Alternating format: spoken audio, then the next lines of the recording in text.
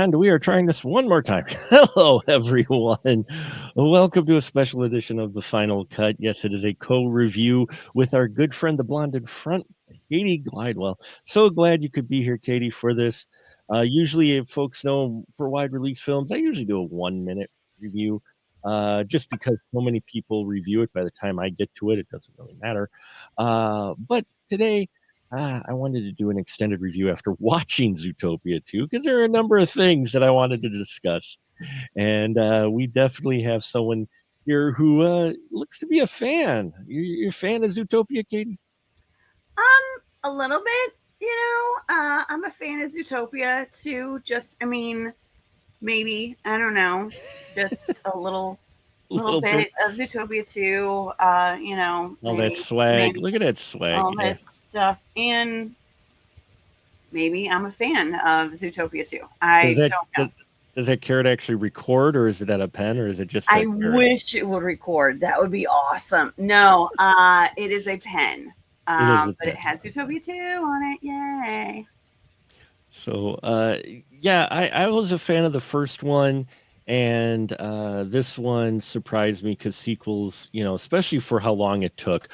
What I fail at, and I do apologize to, I'll hand in my critic card later, is the fact that I forgot this was Disney because, like, when after the first film came out, you didn't really see Disney merch, Disney entries at the parks. You didn't see, you don't see really like the big figures walking the Disney parks, people taking pictures of.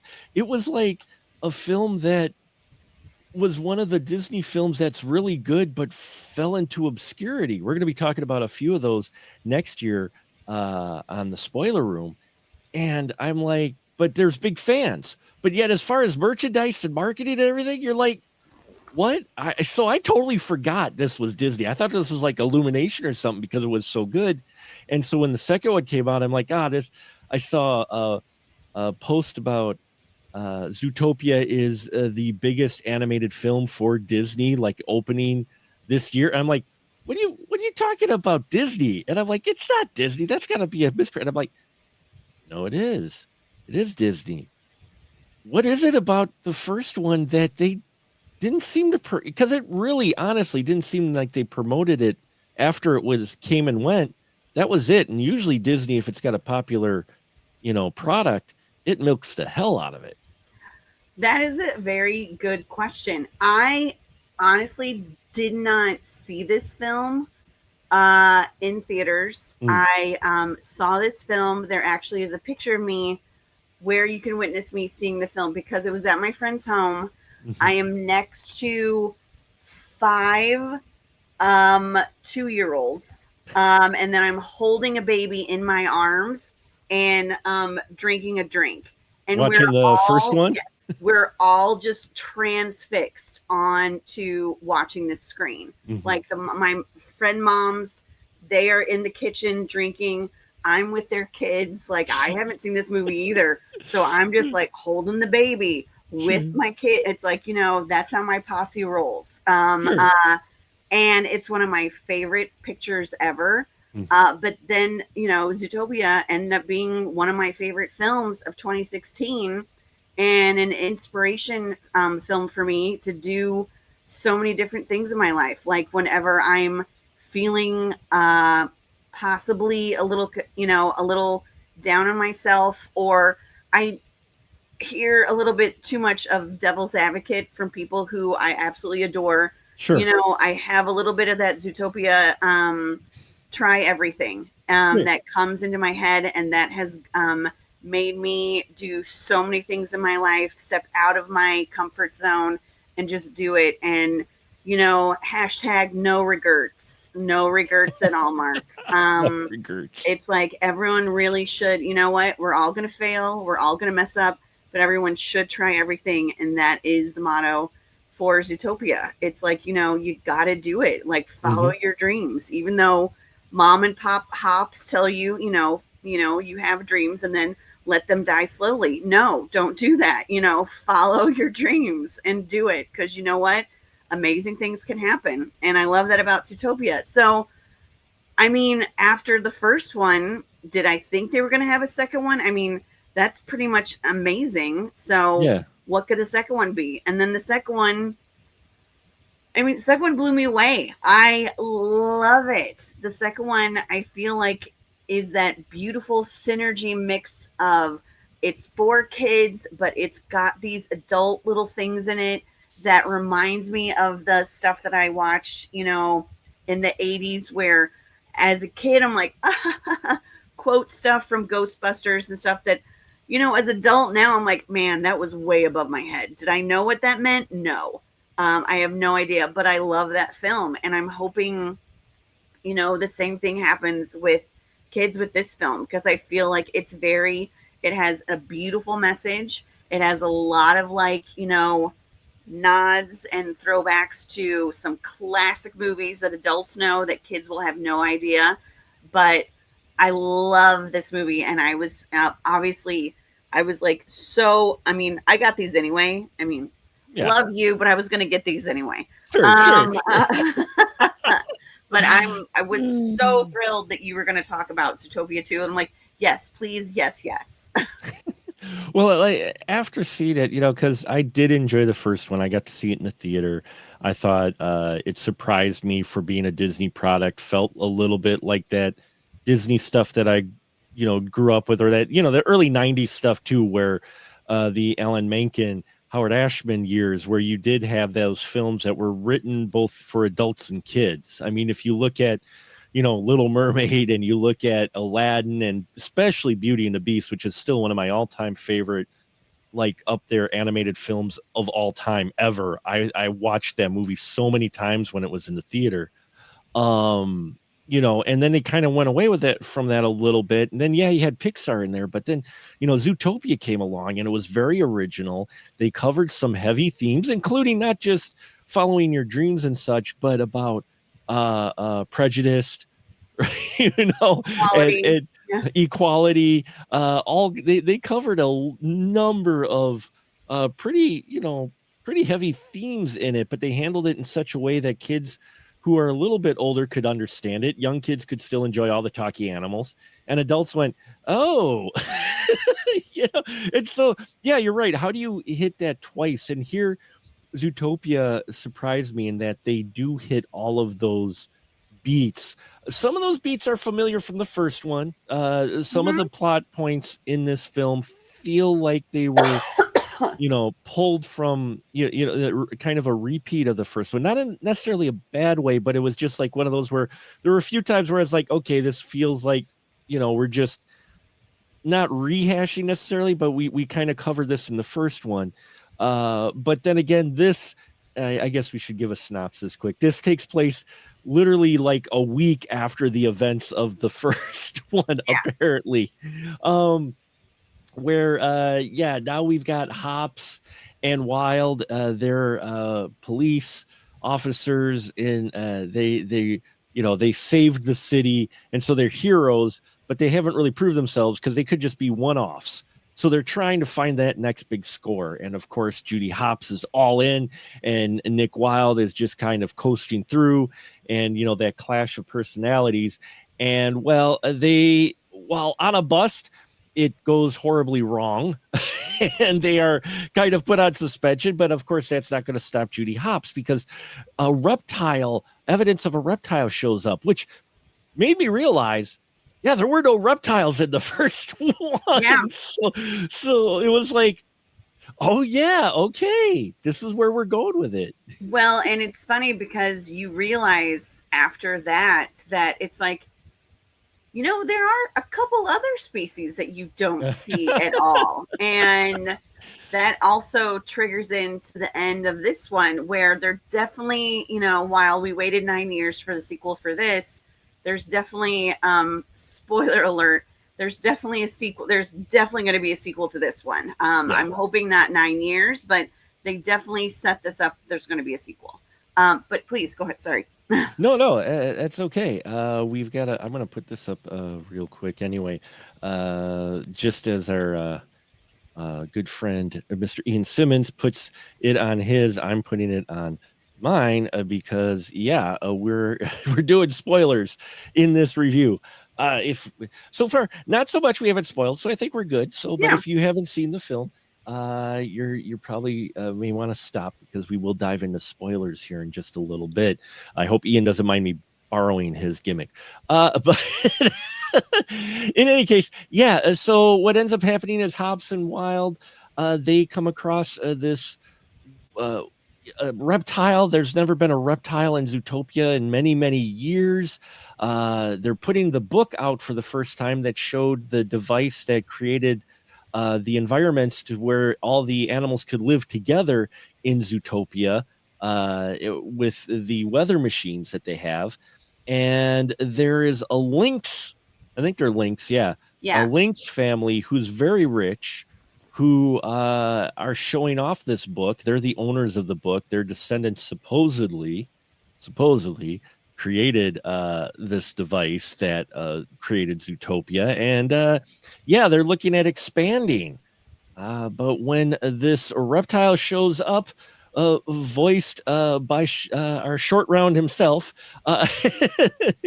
we come to find out that not all is what it seems to them, and Hops and Wild soon find themselves on the run from the law as they're helping out their new snake friend and trying to uncover the really deep, dark secret of who actually invented the weather machine and what happened to the reptiles. And Also, that's can I yeah, say that I love the fact that the snake's name is Gary. It's it's just Gary. it's Yes, Gary D. Snake. Gary D. Snake. I love that. It's like, and I love the reaction to that. Wild God, he's like, well, yeah, you're a snake, Gary. What's your like? No, no, it's D. Snake. Mm-hmm. Kei Hui Kwan doing a great voice acting job in this appropriate, very appropriate for the snake that we have here for Gary. I really liked his voice acting in this. It just fit. And then Jason Bateman, who would have thought that he would actually be a really good voice actor? But I really like his Nick Wilde, and Judy Hopps is Jennifer Goodwin. And these three really, they're fun characters to watch interact with one another because they don't necessarily take the trope approach that you might think with these characters. I mean, especially for Gary, when we find out his motivation with the book, it's one of those things where we don't get a complete kumbaya moment. He goes on the run and they go after him, and they're at odds, and meanwhile Hops and Wild have the cops going after him because the Lynx are corrupt. Surprise, spoilers. And they're trying to hold on to this dark secret. And the mayor's in on it, who's played wonderfully by a surprise. It was so great. How cool was it to hear Patrick Warburton again voice an animated character? Oh my god, so amazingly cool. One, it's I mean, you've got J.K. Simmons, who is the mayor of the first Utopia. So Yeah. that's a those are big shoes to step in. But then to have this next mayor be Patrick Warburton, I'm like, I mean, that's perfect. That is and the fact that he's like this horse that has this like flowing mane, and he was an action star, and now he's in politics. So I love the fact that, and if people say it's woke, whatever. I love the fact that they're bringing up uh current events and Mm-hmm. things, and like mirroring stuff that's happened in politics for years. And then you have the Linksley family, who I couldn't, I knew the voices of the two grandchildren or the kids, but I didn't Mm-hmm. necessarily pinpoint them. But then you have the patriarch of the Linksley family, and I'm like, is that the voice who I think that voice is? And it's David Strathairn, who, Yes. if anyone knows, prolific character actor who has done amazing films throughout the decades. And to hear his voice, I was like, what? And then it's like, there's the three kids, and it's Macaulay Culkin and Brenda Song, who are husband and wife, and I was like, I just looked that up, and I'm like, that's the because it's one of those things when you're in the theater, I'm like, okay, there's so many voices that I need to look up because I know them, but I don't know them, but I know them. And then you have Andy Samberg, who's kind of like, which I guess you really can't say the black sheep of the family in Zootopia, so I don't know what they necessarily say.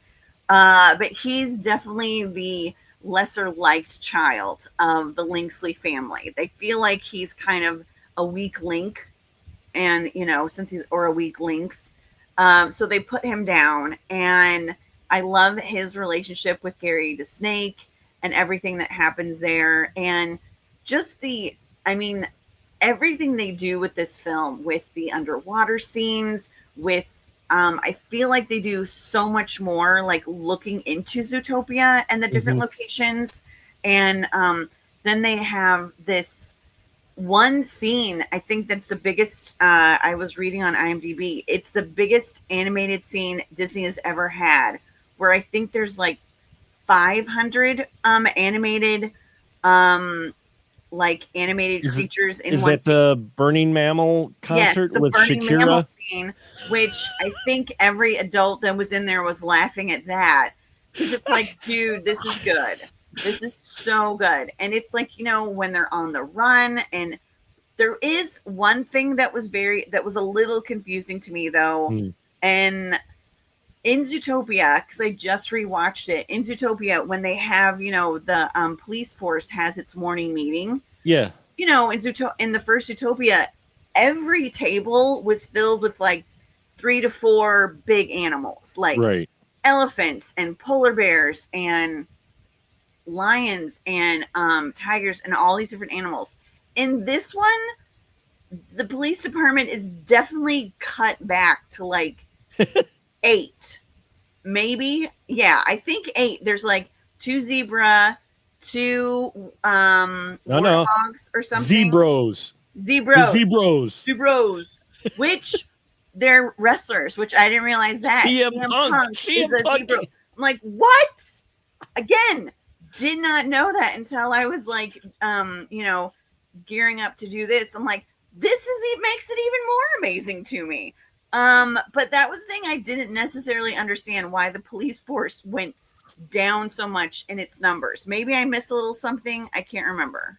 I think it might have been from the first one, because I think some of them, like the bigger ones in that, got raged because of the lamb, which we're going to get to the very obscure, not so much obscure, but very subtle reference that, again, adults will pick up, kids won't not, especially older adults will pick up. But I think maybe they worked more mix into it, because at the end they tried to they kind of were talking about more inclusiveness with other races, other species of animals. And that, so I think the police force is a little bit more diverse. They still have, you've still got your warthogs, your zebros. Those guys are just hilarious. They're awesome. So but I think it got a little bit more diverse because of the events of the first one. They don't address it too much, but I would imagine that's probably what affected it. Yeah, because that's the thing. Because just seeing the first one, just honestly, like 30 minutes ago, I waited. I only saw like the first.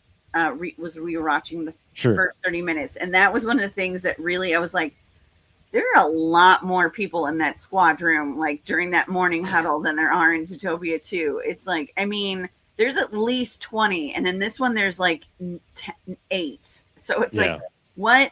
Okay.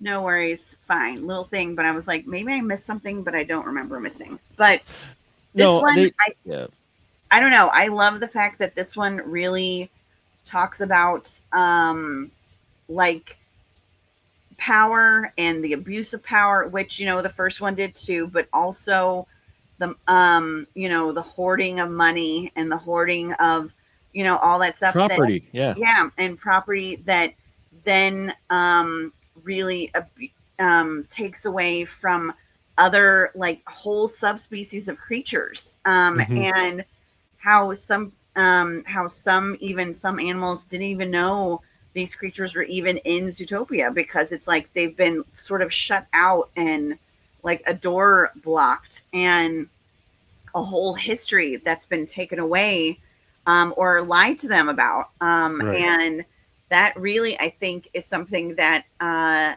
think is very much in the modern times now.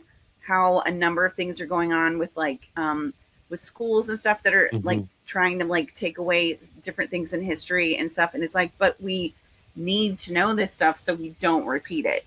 Yeah. And again, they talk, it really focuses on inclusivity, inclusivity and equality, and everyone like working together and living together, and how we all can, make the world a better place and stuff like that.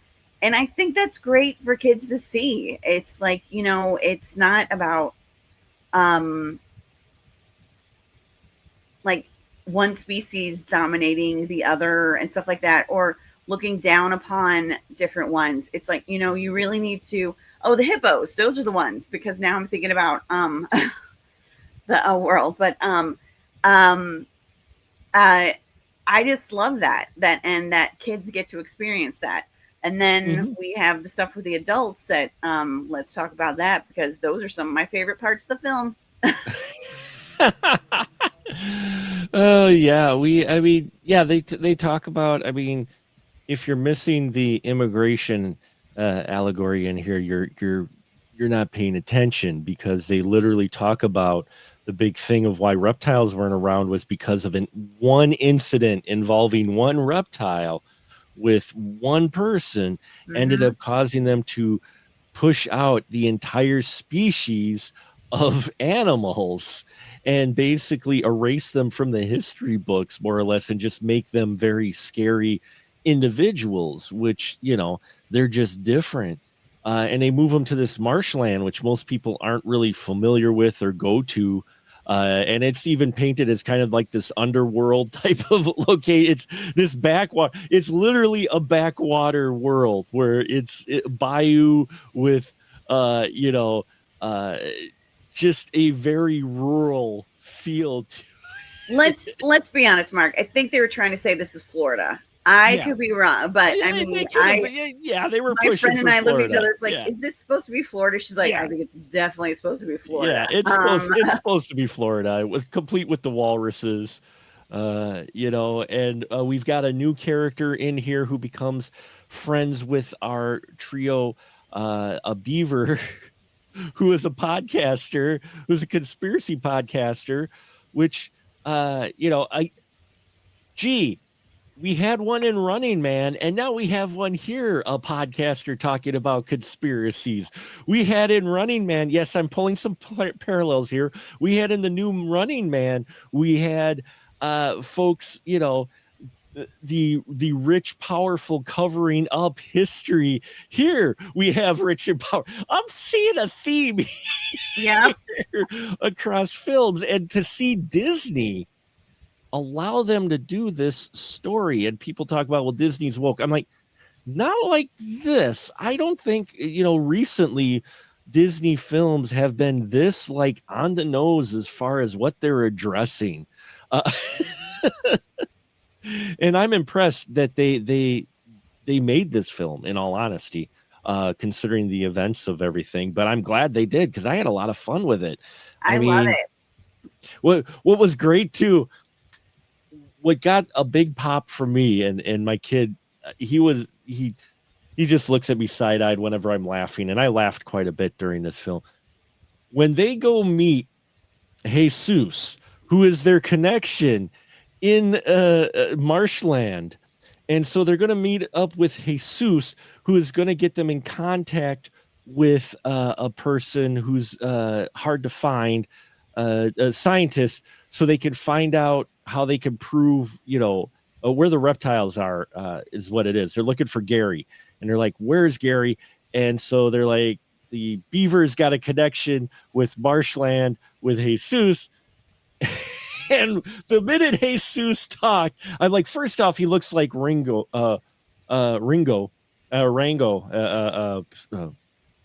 at first that surprised me there, but then he spoke, and I'm like, holy shit, Danny Trejo's a I voice know. in a Disney movie. That was one of my favorite parts. The minute I recognize his voice, I'm like, oh, I'm all in on this movie now.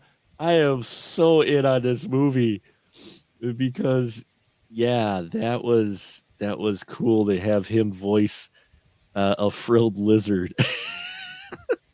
Well, and then it's like after everything happens with, and I love the fact that with that part, in the marshland when they go in this, abandoned casino boat and stuff like that, and they have to like make their way and like gain the trust of Yeah. everybody and stuff like that. And then how the joke is on them, it's like, oh my gosh, they actually did it, you guys. They actually, and it's like we're talking spoilers. They're supposed to, because Hops and Wild, they don't necessarily eat like worms and gnats and stuff like that. And it just reminded me kind of I don't know. There's a number of films. It reminded me of Lost Boys when Yeah. it's like you see a bowl of worms. Mhm. And then it also kind of reminded me of Indiana Jones and Temple of Doom when Monkey's it's like, brains. Yeah. yeah, when she brings the plate when they're at after they've crashed and stuff. It's like, no, no, no, I don't want to eat this. Like, eat it. It's like it looks disgusting. It's like, eat it. You're insulting me. And then they eat it, and then when angels be like, oh, they did it, they actually ate it, you guys. And I'm like, God, I love that, because it's like, you put this like, oh, all these creatures are so mean, and it's like, this is a dirty place. And then when they pull that joke on Hops and Wild, it's showing the kids like, no, you guys, it's fine. It's like, Mhm. you know what, everyone's cool, they're just pulling a joke on them. It's like you don't have to be afraid of any of these creatures because they're just like us. And I love that they had that, for the kids and stuff like that. And then when Jesus walked, told them, it's like, okay, this is what you guys need to do. I'll see you again. And then he like ran around the water and just like Ran across the water. Yeah, because he's a yeah, frilled lizard. Yeah. he's a So frilled lizard, and Jesus just like walked on water. yeah, Yeah. walking on water. I'm like, that's really funny. Not necessarily, again, not necessarily for the kids, but that's funny for the adults to laugh at. Well, yeah, and then when we get Hops and Wild, because they get arrested for Wild gets arrested when they try to crash the ceremony where they're presenting this book that has the plan. The snake shows up, he kidnaps the lynx, and basically after a bunch of fun keystone elements, Hops and Wild are framed for trying to kill lynx with a snake. So yeah, and Wild of course doesn't get away. He gets in prison and they break him out. But the lamb, who was the villain in the first one, is in prison, and when they're hiding, they turn the corner and they're hiding in the corner, and all of a sudden the light goes on, and there's the lamb in the jumpsuit with the clear glass with the holes in it, and just standing there just like Anthony Hopkins in Silence of the Lambs. And I even think at one point, while she is back behind the glass, she says something that's like, I won't be silenced anymore, or something like that. As soon as I get out, I'm not going to be silenced. And I didn't even think about that until now, because it's like, oh my gosh, that's even funnier. Yeah. So you had that reference. You have some other references. The biggest one for me, again, another pop after Danny Trejo, was one of the worlds is a winter world. That's where the lynxes have their mansion, and that's kind of their quadrant or whatever of Zootopia, and they're looking to expand it. So they're going to be pushing out all the reptiles in marshland for it, and people don't really realize this whole town is in marshland, and that they're going to be affected by this. But when a plot device is revealed that someone gets backstabbed, there's some betrayal going on. We won't spoil everything, but there was a betrayal. And so they go chasing after this individual who betrayed them. It's snowy. It's a mansion. They go running towards a snow-covered hedge maze.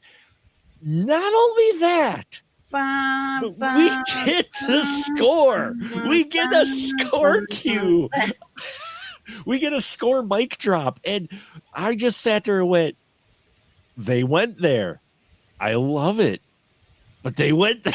I did not expect a Disney film to have a reference to The Shining in it. As soon as I saw the maze and the hedge maze, and then they like almost, did that Yeah. zoom thing, like the, drone Uh-huh. thing up, and it's like, oh, no, they aren't. And the character that they're chasing after also has a limp. And he's Also, it's like, oh, they're just going through the whole thing. It's like they're not holding back. And again, none of the kids in this theater know what all the adults are laughing at and stuff like that. But it is amazing. well, and That was that's probably my favorite part of the film. what surprised me was it wasn't more than just like a one-off little gimmick. They literally directed it too. They have him running through the maze and the camera and everything. Just this whole 30-second, almost minute segment before our heroes catch up to him and start chasing him is directed just like The Shining. And I'm Yeah. just like, wow, they committed to the gimmick. They didn't just mic drop and go, oh, look at this little no, they went for it, and I was there for it. I'm like, yeah, okay, I'm in. Yeah. That's Well, another thing is that they also, what I loved about this film too, is they also made fun of themselves yeah. because there's a number of scenes where at one point Hops is on the run, and then it's also Hops and Wild with Gary the Snake on the run and stuff like that. But in one scene, when they're going through a restaurant, you have Yes. like a lion or a tiger that's cooking, and then they knock off its hat, and it's just like Ratatouille. And like the sous chef or the chef next to it is either the Ratatouille is a raccoon or that, but it's like, so you've got a throwback to or a nod to Ratatouille, and then you also have a nod to Everything Everywhere All at Once, which had Ratatouille in it that Ki Kwan is in. So it's like, I love how they like made fun of themselves, and then they're also bringing in another film to do that too. It's just like, seriously, this one was just so clever, and like every turn was great. And I also think like the voice stars on this one were like triple what they were on the first one. I do wonder, there is Idris Elba isn't featured as much in this as he was in the first one. There's something that Right. happens to him pretty early on in this Yeah. film, and I wasn't necessarily sure. I'd love to know the story in that, because I feel like, he's a prominent person in this world. And I mean, what happens to him is tragic. Luckily, it's okay. But also, there's so many things that it's like, you want to talk mic drop when they make a statement regarding his character, and it's like, and it pauses, and it's like, wow, you really, and then they change the statement of the character that's made, and I'm like, oh my gosh, what is wrong with you? Like, that was really sad. I know we're talking spoilers, but I don't necessarily want to give away what happens to him. Yeah. And stuff like that. Yeah. But believe me, there is, I'd love to know like what the thing is with that, like if that was the course of his character, or maybe there was a scheduling conflict and he had to leave early, and that's why he wasn't more in this a little bit more prominently. But I also understand too, because the direction that had to be taken regarding finding Hops and Wild, because Right. the sergeant does have a very special place in his heart for Hops, even though he doesn't want to admit it. So that could be it too. But I just I was just curious about it. But I love this film. I love the relationship between Hops and Wild. I love how it's friendship. At sometimes they almost think that maybe you're gonna have something Yeah. romantic and stuff like that, and Yeah. then they kind of do a 180 and make it Yeah. like, look, they are friends, because they, I think Hmm. that, but I love everyone's voices. I think the casting for this, I think they're going to be doing a casting award in some awards. Oscars now has a casting award. Are they? Because Yeah, they honestly, for the casting director, they've got an award for that now. because this one, honestly, I feel like animated films don't get enough credit for this, Oh. for that. And I feel like this one, I mean, this has been a great year for some amazing films, but I'm going to put in that I think that this should get nominated for a casting award, because I mean, I think all the, side characters, the different people, the lead, I mean, to have David Strathairn as, that head of the Linksley family, I thought was amazing, because I honestly don't ever, in my memory, and I could be wrong, I didn't look this up, I don't recall him ever doing like a voice actor thing like that, and I thought it was fantastic and I loved it. Oh, um he's great. He threw himself into it for sure. yeah. All and yeah, he was great. Yeah, you're right. Even the side character. I mean, Ed Sheeran has a small bit in here. The fact I'm also giving him mad props for picking Shakira to play Giselle, who is the music, the big pop star at the Burning Mammal, and she does end up playing a little bit of a role in the plot as to help Hobson Wild. But I loved that they have Shakira because there's many pop artists they could have picked, but they picked Shakira, and I thought that was pretty cool. That they Well, had and the her. fact that she kept doing it from the first one, because Right. Giselle Yeah. was a huge factor in Yeah. the first one, especially at the in the beginning and the end of the film. Hmm. And that I love that they kind of expanded that, like, totally what you're saying, that they really expanded her role, made it funnier, and she's actually wearing a dress as her character Giselle, that if you've seen a number of her performances, same exact She would dress. have wore It's it. like, Yeah. again, kudos to them. I love the realism with these people and these animals. And I think, all of the animation is just Oh yeah. fantastic. I mean, that just, I seriously, I feel like if this was in 3D, it's like, I feel like I could like reach out to the screen and I would be able to like touch the fur of like Nick Wilde, and especially Judy Hopps. I mean, Mm-hmm. her fur, like every single little hair that they have, and just little things that like go over people's faces and stuff. It's like the little flaws that they have, but those are detailed and exact flaws that the creators have made. And it's like, I so am impressed by that. Everything about it. I mean, even the back of your screen where you see like Gary the snake and like all the different things on his scale and this like, one fang and everything. I love it. I just think it's absolutely incredible. Yeah, no, the animation was wonderful as well, and it was so crisp and clear that you could catch even the little in jokes. Like during the chase, not only were there movie references, but there's a game reference. Two hippos fall on a pier, and all these marbles start running towards them, and they start munching on these fruits. And so, if you've played Hungry Hungry Hippos, it looked exact. They suddenly turned Yeah. into it and like looked exactly like the Hungry Hippos. But the I think that's what helps push this film beyond other animated films like this, is that this feels like a actual world they're living in. There's minor details all over, from the parody posters to a guy selling bootleg, parodies of Temple of Doom, Mhm. to just there's so many things. They've got a water park in here in Marshland, and all the characters, the side characters, even those that you're passing, very few, if any, look like they're repeat animations. They're got their own costumes and they've got their own little details, like you said, and you notice that. And by not making them all cookie cutter shapes, really makes us feel like an actual world.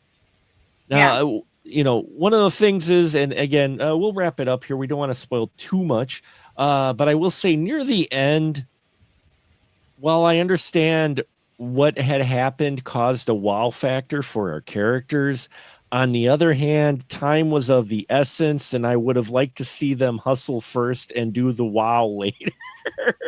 Because they're roaming through the town there, and I'm just like, and my son was like that too. He's like, there's people chasing you, folk. They're still back there. You Yeah, guys, it's like, like speed it find up, the thing. Yeah, speed it find up. the thing first, and then do the, but even that backstory that they came out when things are revealed, I thought was really well structured. In general, yeah, I dug it. It was far better than I thought it was going to be. And if any marketing person out there is wondering how to market a movie to where you could get people to come and put their butts in the seat yet not spoil the movie, look at the promotions for Zootopia, because you know what? Those trailers had scenes that were not in the movie. They set up a situation that gave you an idea of the basic plot, but at the same time, the trailers they showed did not give this film away at all. It really didn't, and I was very thankful for that. What'd you Yeah. think? I I just watch I trailers, but still. well, I don't watch trailers, so I don't know. So I Right. mean, I was gonna watch this movie anyway, but I did not know that. But I was so happy to see that. I think it was made for like 120, 150 million dollars, and what the opening weekend worldwide was over 200 million. At It was least over 200. Yeah, it was over 100 million just in the US. And I'm like, yay. Plus, It's can I just like some quotes that are Yeah, in the film again? But absolutely. what the pork, which that happens when when a big pig has something spilled on him and he goes like, what the pork? And I'm like, oh God, I was laughing and then had to write that down. And let me tell you, kids, it's really hard to write this. Somebody actually asked me this after a movie recently.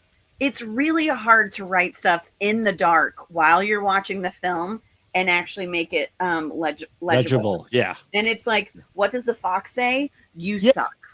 What does the fox say? You suck. That's what it says. I'm saying it right to you. And I'm just going to leave you with those two. But I loved Burning Mammal. I thought that was so funny. Well, that's another reference, kind of like The Shining, to where the kids aren't really going to get it. The parents are.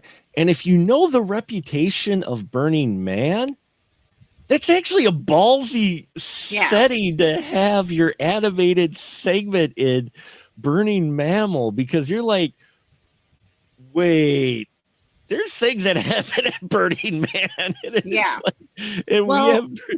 and here's another one. Have you tried restarting it? Have you tried not being an idiot? Like, that was I'm an IT. Yes, and I know that's why I made sure to have that one at the last. It's like, hold on, there's one I think Mark's gonna love. It's like, have you tried not being an idiot? Yeah. I loved the tech frog. The tech frog was hilarious when he said that. I just laughed. Because he's saying this thing that many IT folk out there wish they could just say to someone. No, but I love this film. I love that it like shows friends like really being open and honest with each other about friendship. I love that it's showing like the reason about who the bad guys are, even, and who really are the bad guys when, people are told, over and over and over, oh no, these are the bad guys. It's like, but I love the fact that the little podcaster is, it's like a true crime series. It's like, here is, what is it? It's Scales and Tales of the Weird. And I'm like, I love that. And I mean, again, it's just such a beautiful synergy between kid and adults, so that and that's what you need. And honestly, that's what makes the money, because it's like, because you're gonna have to take these kids to the theater. The parents want to enjoy it too, but I know a lot of adults that are like, I can't wait to see Zootopia 2.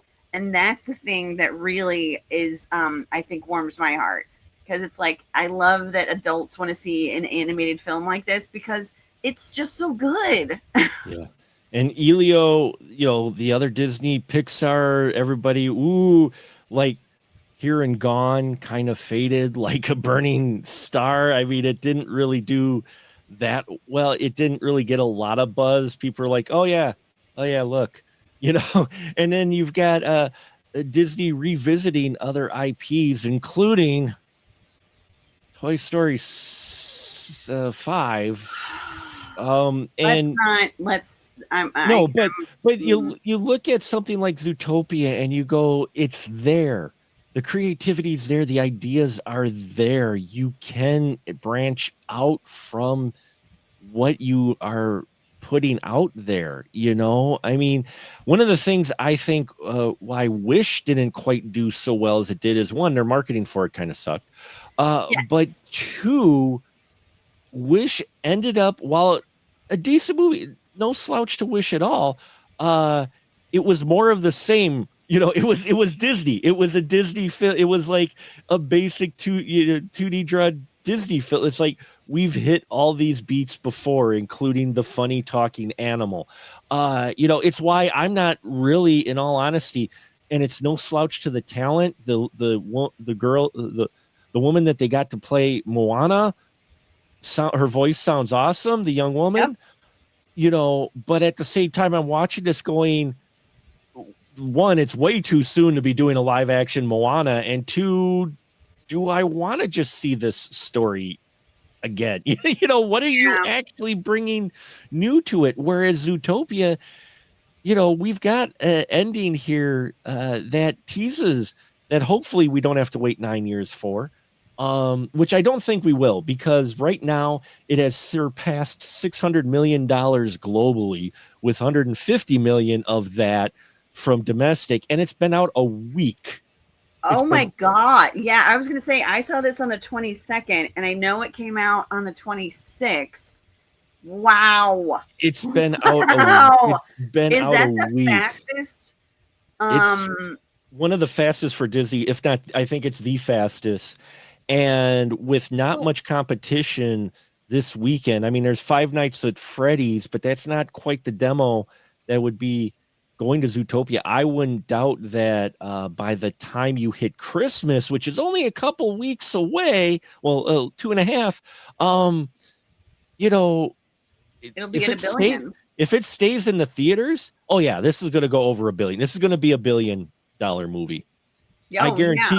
I guarantee you Disney's going to try to keep this in the theaters as close to Christmas, if not on Christmas, still straggling in the theaters to get that money, because this is going to be $1 billion. This is going to be $1 billion movie.